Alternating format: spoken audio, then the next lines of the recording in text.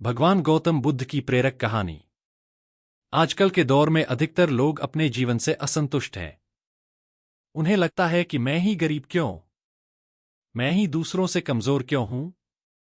उन्हें अपने आप में दूसरों के मुकाबले कमी लगती है। वे इसका दोष भगवान को देते हैं, उन्हें अपनी स्थिति का कारण ठहराते हैं।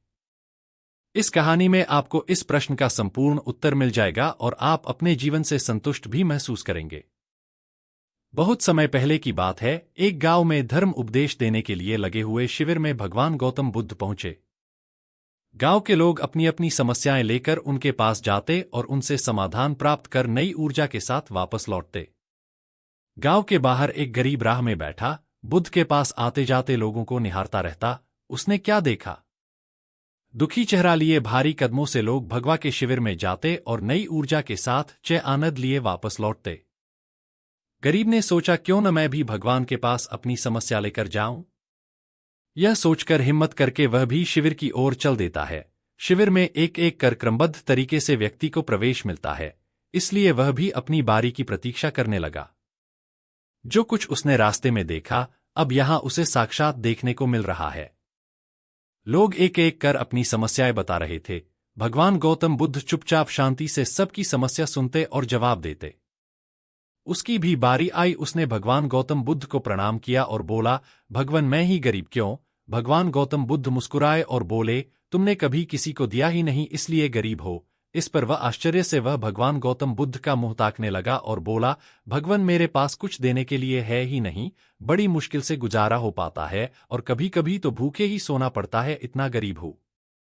भगवान गौतम बुद्ध शांत भाव से बोले, तुम्हारे पास एक चेहरा है, किसी को भी मुस्कुराहट दे सकते हो। तुम्हारे पास मुंह है, किसी को भी प्रशंसा भरे कुछ शब्द दे सकते हो। जो हाथ तुम्हारे पास है, किसी की भी मदद कर सकते हो। दरअसल जिसके पास में ये तीन चीजें हैं, वह भला कैसे गरीब हो सकता है। गरीबी का भाव मन में हो तो यह भ्रम निकाल दो। लोगों को देते जाओ, गर्र ही दूर हो जाएगी। यह बातें सुनकर उस गरीब दमक उठा। उसे अपने प्रश्न का उत्तर मिल चुका है।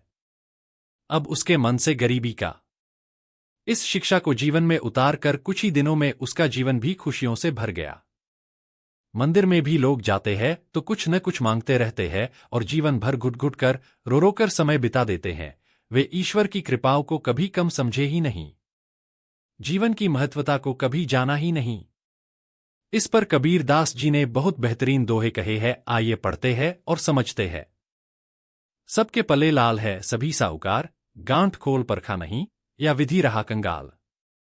यानी सभी के पास ज्ञान है, जो कि ईश्वर की अनमोल देन है, जिसे हम कभी जाने समझने की कोशिश ही नहीं की, इसलिए हम सुख का आनंद नहीं ले पाते। मित्रों, मनुष्य जीवन एक अनमोल अवसर है कि असीम कृपा का तोहफा है।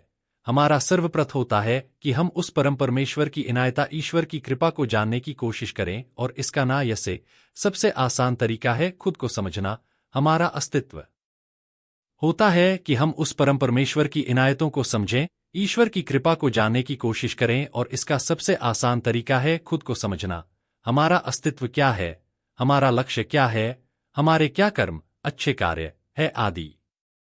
उपरोक्त सभी बातों को पढ़कर आज हम यह पूर्णतः समझ चुके हैं कि हमारे पास ईश्वर की दी हुई वो अनमोल तोहफे हैं, जिनसे आज मानव नई नई उपलब्धियों को पा रहा है, असीम ऊंचाइयों को छू रहा है। बस जरूरत है तो सही मार्गदर्शन की, जो कि आज से मैं इन बातों को अपने जीवन में उतारने की कोशिश कर दी है।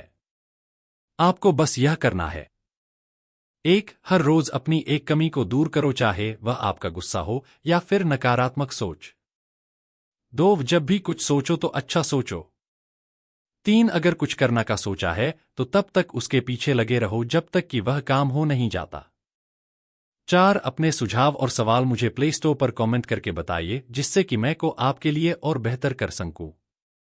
नई नई प्रेरक बातें आपसे साझा करने की प्रेरणा मुझे आपसे ही मिलती है। बस आपके एक शेयर